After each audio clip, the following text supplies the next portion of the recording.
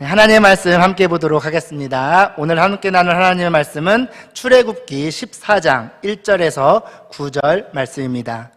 제가 가진 성경으로 구약성경 101페이지에 있습니다.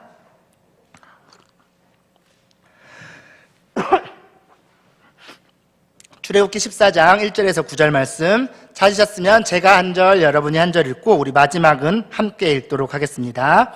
제가 먼저 읽겠습니다. 여호와께서 모세에게 말씀하여 이르시되 이스라엘 자손에게 명령하여 돌이켜 바다와 믹돌 사이에 비하이롯 앞 곧 바알스본 맞은편 바닷가에 장막을 치게 하라. 바로가 이스라엘 자손에 대하여 말하기를 그들이 그 땅에서 멀리 떠나 광야에 갇힌 바 되었다 하리라. 내가 바로의 마음을 완악하게 한즉 바로가 그들의 뒤를 따르리니 내가 그와 그의 온 군대로 말미암아 영광을 얻어 애굽 사람들이 나를 여호와인 줄 알게 하리라 하시매 우리가 그대로 행하니라. 그 백성이 도망한 사실이 애굽 왕에게 알려짐에 바로와 그의 신하들이 그 백성에 대하여 마음이 변하여 이르되 우리가 어찌 이같이 하여 이스라엘을 우리를 섬김에서 놓아 보내었는가 하고 바로가 곧 그의 병거를 갖추고 그의 백성을 데리고 갈새 선발된 병거 600대와 애굽의 모든 병거를 동원하니 지휘관들이 다 거느렸더라. 여호와께서 애굽 왕 바로의 마음을 완악하게 하셨으므로 그가 이스라엘 자손의 뜻을 따르니 이스라엘 자손이 담대히 나갔습니다. 함께 읽겠습니다. 애굽 사람들과 바로의 말들, 병거들과 그 마병과 그 군대가 그들의 뒤를 따라 바알스본 맞은편 비하이롯 곁 해변 그들이 장막 친 데에 미치니라. 아멘. 우리가 정말 긴 시간 코로나 바이러스의 영향권 아래를 살고 있습니다. 여러분들은 이 코로나가 다 끝나고야 더 이상 아무런 방역 지침을 지키지 않아도 되는 그날이 오면 가장 먼저 무엇을 하고 싶으신가요? 제일 하고 싶은 게 뭔가요?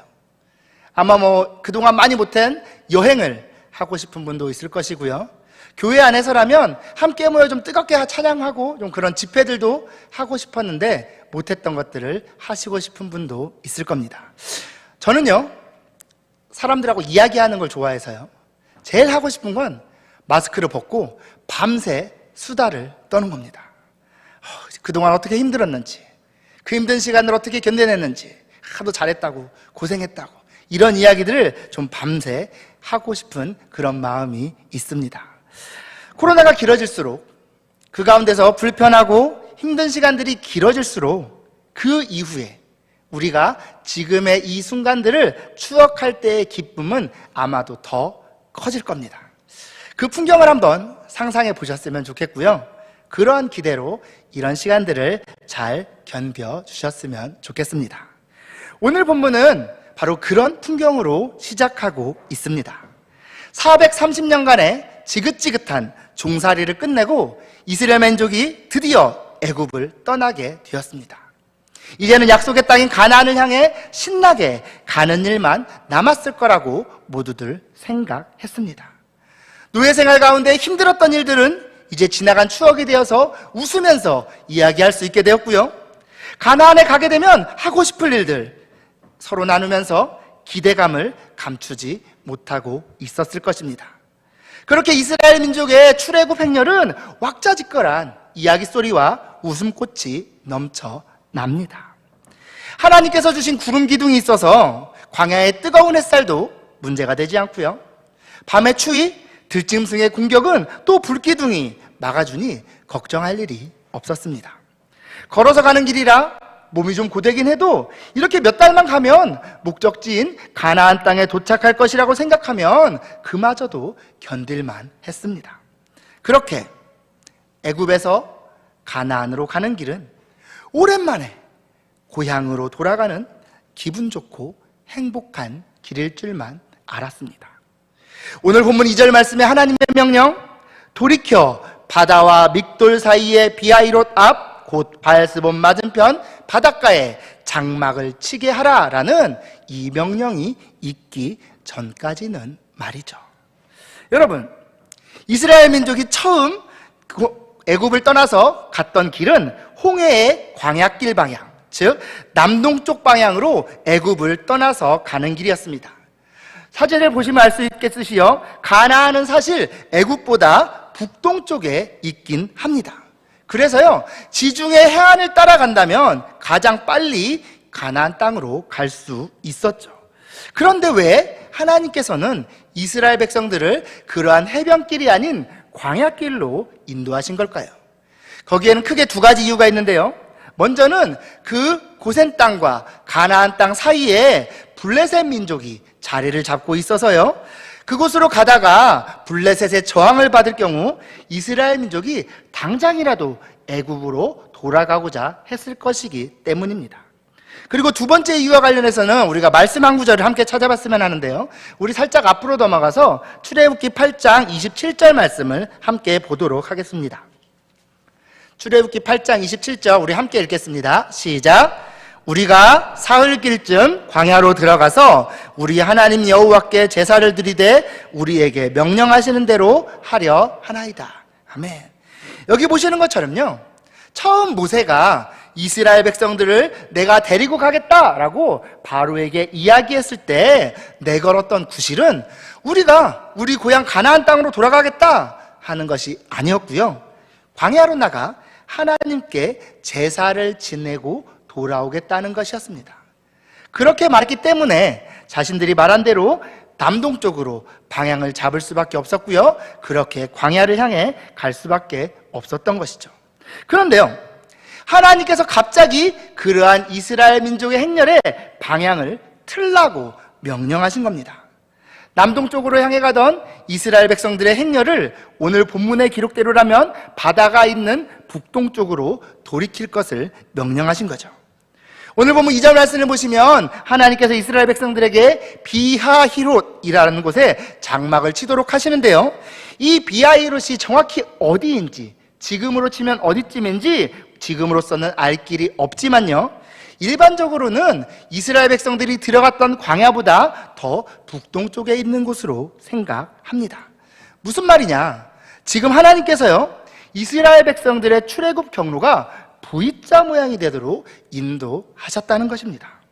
여러분, 갈짓자로 걷는다 하는 말 들어보셨죠? 어떨 때 쓰는 말일까요? 비틀비틀, 이리저리 흔들리며 걸어갈 때 쓰는 말입니다.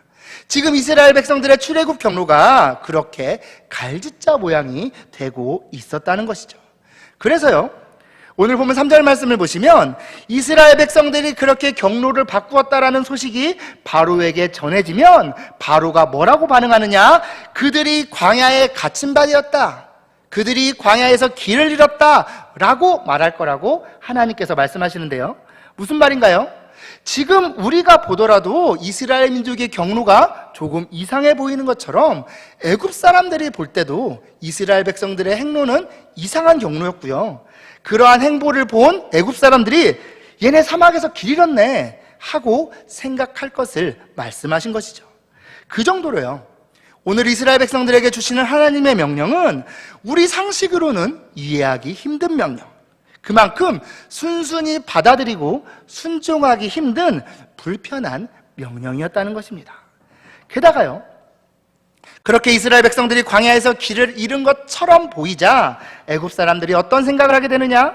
바로 얼마 전에 하나님께서 내리셨던 10가지 재앙으로 인해 두려움에 벌벌 떨었던 것은 기억에서 깨끗이 잊어버리고 언제 그랬냐는 듯이 이스라엘 백성들을 떠나보낸 사실만 아까워하면서 그들을 추격하기 시작합니다. 당시로선 최고의 무기였던 병거 부대를, 그것도 애굽에 있던 전부를 다 대동하고 지금으로 치자면 특전사급이라고 할 수 있는 선발된 병거도 600대나 대동하면서 말이죠. 방향을 바꾸지 않았더라면 애굽 사람들이 차마 이스라엘을 추적할 생각조차 못했을 텐데, 이스라엘이 광야에서 길을 잃은 것처럼 보이자 자신들에게 오히려 거리가 가까워지자 그들을 다시 한번 사로잡을 생각을 한 것입니다.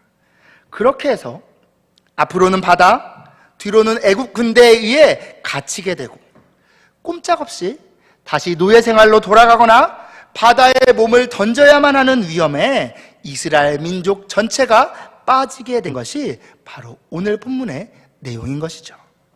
여러분, 이 장면에서요, 저와 여러분이 분명하게 기억해야 할 것이 있는데요. 이 모든 일들, 이 모든 위기가 하나님께서 이스라엘 백성들에게 경로를 돌이킬 것을 명령하심으로 시작되었다는 것입니다.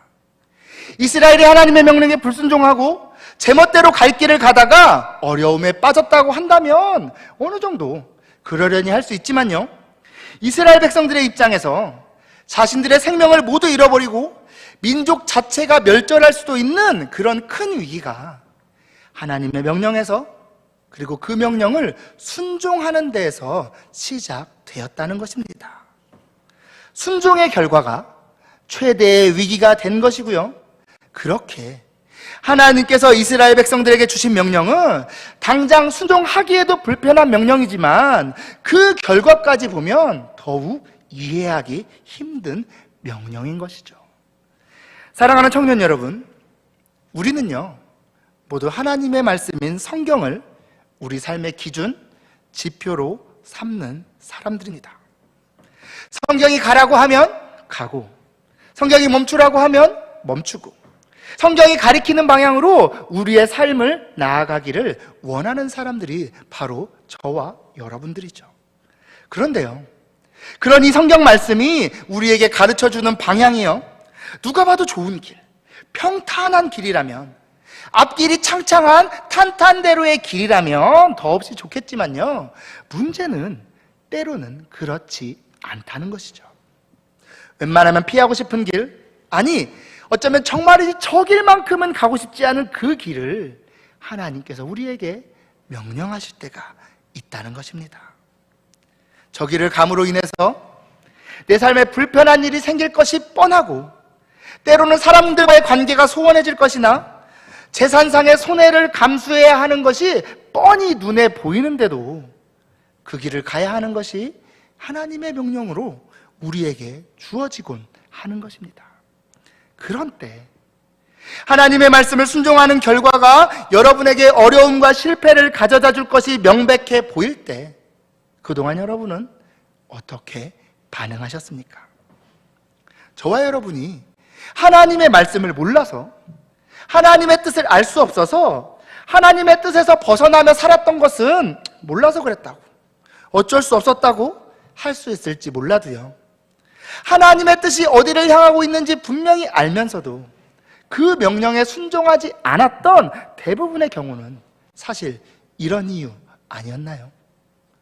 순종의 결과로 손해보지 않으려고, 어려움 겪지 않으려고 하나님의 말씀을 선택적으로 순종한 그러한 모습이 우리의 모습 아닌가요?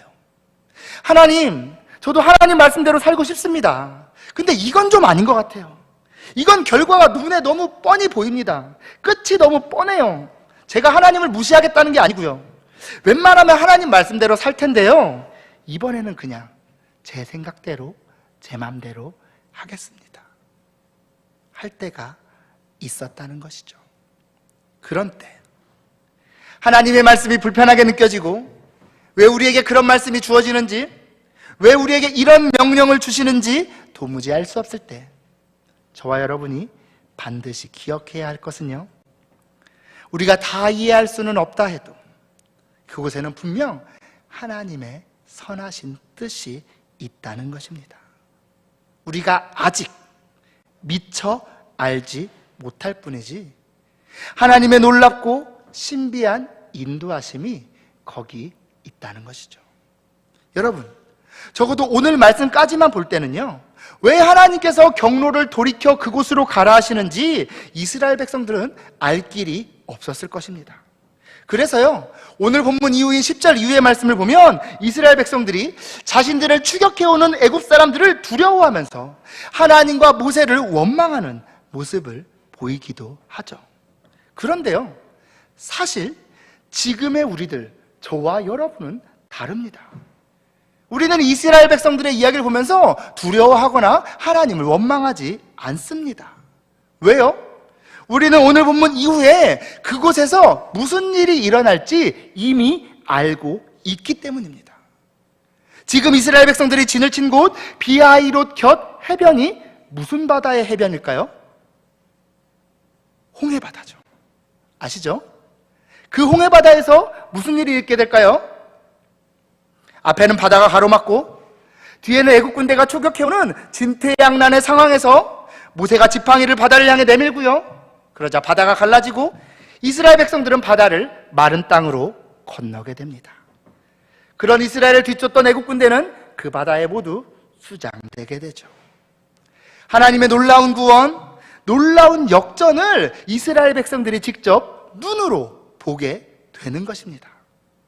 여러분, 그렇게 오늘 본문을 통해 하나님께서 이스라엘 백성들에게 주신 명령은요, 당장은 그들을 위험에 빠뜨리는 것 같고 안 해도 될 고생을 괜히 시키시는 것 같아 보일지 몰라도요, 결과적으로는 홍해의 기적을 통해 이스라엘 백성들과 애굽을 완전히 단절시키는 명령이었습니다.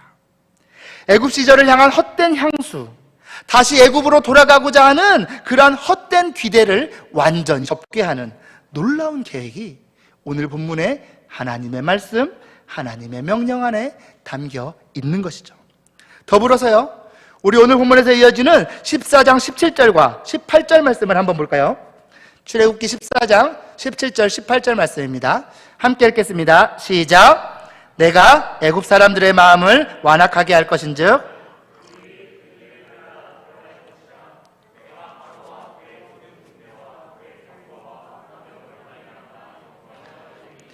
내가 바로와 그의 병거와 마병으로 말미암아 영광을 얻을 때에야 애굽 사람들이 나를 여호와인 줄 알리라 하시더니. 아멘. 이 말씀처럼요, 오늘 본문에서 하나님께서 이스라엘 백성들에게 주신 명령은 이스라엘의 하나님이 단지 그들만의 하나님이 아니라 애굽과 더 나아가서는 온 세상을 다스리시는 유일한 하나님이심을 보여주는 것이기도 했습니다. 그렇게 함으로 하나님께서 받으시기에 합당한 영광이 하나님께로 돌아가도록 하는 그러한 명령이었죠.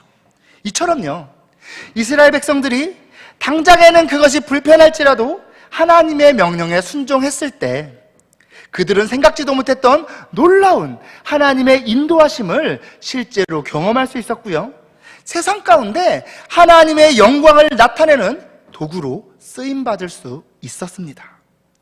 불편한 명령의 순종이 하나님의 백성인 이스라엘을 진짜 하나님의 백성답게 만들어 준 것입니다. 사랑하는 청년 여러분, 우리가 이 세상을 하나님의 백성으로 살아가는 것도 마찬가지입니다.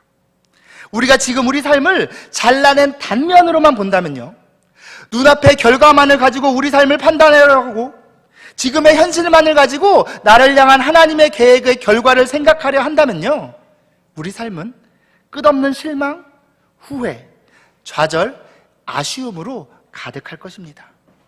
아니면 우리를 향한 하나님의 뜻이 무엇인지 알 수가 없어 불안해하고, 혹은 안다 해도 그 뜻을 마냥 기쁘게 받아들일 수가 없어서 선뜻 그 뜻을 행하기 망설여질 때도 많을 것입니다.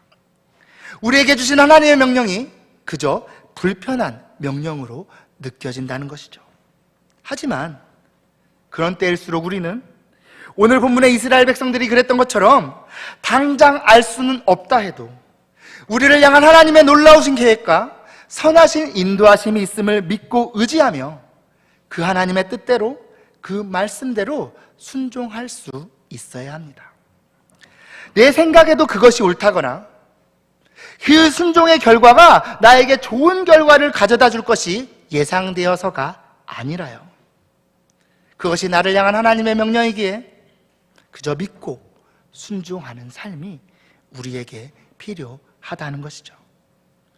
나를 향한 계획이라는 마커스의 찬양이 있습니다. 그 찬양의 가사를 보면요, 내 앞에 주어진 매일의 삶을 살다가 보면 그곳에 날 향한 계획, 섭리가 있다네. 매 순간 나에게 요구하시는 작은 믿음들, 그곳에 날 향한 계획, 섭리가 있다네. 지금 여기 계시며 말씀해 주시는 하나님, 내 삶에 역사하시는 신실한 나의 하나님을 찬양해. 이 가사처럼 우리에게 주어지는 삶, 우리에게 주어진 말씀들이 우리의 이해를 넘어 우리의 믿음을 요구하고 결단이 필요한 것들이라 해도요, 우리에게는 그 모든 삶, 그 모든 말씀 가운데 우리를 향한 하나님의 계획, 하나님의 섭리, 하나님의 역사가 있음을 기억해야 한다는 것이죠. 그렇게 할 때 우리는 우리를 구원하시고 우리를 보호하시며 우리를 인도하시는 그 하나님을 실제 우리 삶 가운데 경험하게 될 것이고요. 지금 당장의 현실로 인해 낙심하지 않고 내일에 대한 소망을 가지고 기쁨으로 주어진 오늘을 살 수 있게 될 것입니다. 그것도 그저 살아남는 삶을 넘어 온 세상 가운데 하나님의 살아계심을 증거하고 하나님의 영광을 나타내는 도구로 쓰임받게 되는데요. 사실 그럴 만한 능력, 그럴 만한 아무런 자격도 없는 우리들의 삶을 통해 하나님이 영광과 높임을 받으신다는 것입니다. 이것이 하나님의 백성, 하나님의 자녀로 부르심을 받은 저와 여러분이 살아가야 할 삶, 우리가 믿음으로 소망해야 할 그리스도 청년의 삶인 것이죠. 사실 오늘 이 말씀을 제가 여러분과 나눈 것은 제 개인적인 이유도 조금은 있는데요. 아직 여러분들과 서로를 소개하는 그러한 시간 가운데 있는데, 앞으로 적지 않게 여러분들과 말씀을 가지고 만날 테지만 사실 제가 막 재밌게 말씀을 전하는 그런 사람은 못 됩니다. 어쩌면 제가 전하는 말씀이 여러분들에게 불편하게 들릴 수도 있을 것입니다. 그래서 미리 여러분의 여러분의 마음을 좀 준비시켜 드리고자, 혹은 앞으로 제 말씀이 좀 여러분에게 불편하게 들리더라도 이해해 주십사 하는 마음으로 준비한 부분도 있습니다. 하지만 그 이상으로 여러분의 삶 가운데 하나님의 뜻을 알 수 없는 어려움, 고난들이 다가올 때, 하나님의 말씀에 순종하며 살아가는 삶이 여러분들에게 이전보다 더 큰 아픔들을 가져올 때, 그러한 상황들로 인해, 순간의 결과들로 인해 여러분의 마음이 흔들리지 않기를 소망합니다. 주어진 마지막 날까지 하나님의 자녀로서의 삶이, 하나님의 청년으로서의 삶이 여러분과 함께 하기를 원하는 것입니다. 이제 말씀을 맺겠습니다. 사랑하는 청년 여러분, 하나님의 말씀에 순종하는 것이 우리를 승리로 이끌 것이라는, 우리로 하여금 하나님의 영광 가운데로 인도한다는 이 이야기는요, 제가 애써 여러분을 위로하기 위해 지어낸 이야기가 아닙니다. 지금 우리 삶이 너무 힘들고 앞날도 어물하니까 좀 억지로라도 행복 회로를 좀 돌려보고 정신 승리하자, 이런 이야기가 아닙니다. 실제로요, 히브리서 11장 말씀이 우리에게 이렇게 증언합니다. 믿음은 바라는 것들의 실상이요 보이지 않는 것들의 증거니 선진들이 이로써 증거를 얻었느니라. 그리고 이어지는 11장 말씀들을 보면 아벨로부터 아브라함, 다윗에 이르기까지 실제로 믿음으로 하나님의 말씀대로 행했던 많은 믿음의 선배들의 증언이 등장합니다. 또 거기 기록되진 않았더라도 지금껏 긴 교회의 역사 가운데 수많은 우리의 신앙의 선배들이 그것을 우리에게 증언해 왔습니다. 우리를 불편하게 하는 하나님의 말씀들에 대한 순종이 가져다주는 놀라운 인생 역전이 실제로 지난 역사 가운데 무수히 반복되어 왔음을 우리에게 보여주고 있는 것입니다. 그리고요, 이제는 저와 여러분들이 이 사실에 대한 증인이 되어야 합니다. 말씀에 순종함으로 하나님의 은혜를 누리는 삶이야말로 하나님의 백성들이 살아갈 삶이요 스스로를 살리는 길임을 이 시대, 이 땅 위에서 증거해야 할 사명이 바로 저와 여러분에게 주어진 것이고요, 그 사명을 위해 이 어두운 시대, 이 안양 땅에 신일교회 청년부라는 이름으로 여러분을 부르시고 모으셨다는 것입니다. 이처럼 이해할 수 없는 하나님의 명령, 거기에는 우리에게 더욱 놀라운 일을 보여주시고 우리를 통해 위대한 일을 이루고자 하시는 하나님의 뜻이 있음을 기억하며 우리에게 주어진 하나님의 말씀을 믿음으로 순종하는 가운데 우리와 함께 하신 하나님을 삶으로 경험하며 살아가는 저와 여러분들이 다 되시기를 진심으로 소망합니다. 하나님 아버지, 감사합니다. 우리를 사랑하사 우리와 함께 하시고 말씀으로 우리를 인도하여 주심을 감사드립니다. 그동안 우리의 삶을 인도하신 하나님의 말씀을 받을 때 우리의 계산을 앞세워 받을 만한 말씀만 받으려 한 모습들을 불쌍히 여기사 용서하여 주시옵소서. 이제는 우리를 향한 하나님의 사랑과 신실하신 인도함을 신뢰하며 우리의 삶을 온전히 맡겨드리게 하시고, 그렇게 우리의 삶에 주시는 하나님의 말씀을 온전히 순종하는 우리들이 되게 하여 주시옵소서. 여러 가지 모양으로 혼란스럽고 한치 앞을 알기 어려운 우리들의 삶이지만 우리가 끝까지 말씀 위에, 하나님의 은혜 위에 설 수 있도록 우리를 돌보시고 이끌어 주시옵소서. 감사드리며 예수님의 이름으로 기도드립니다. 아멘.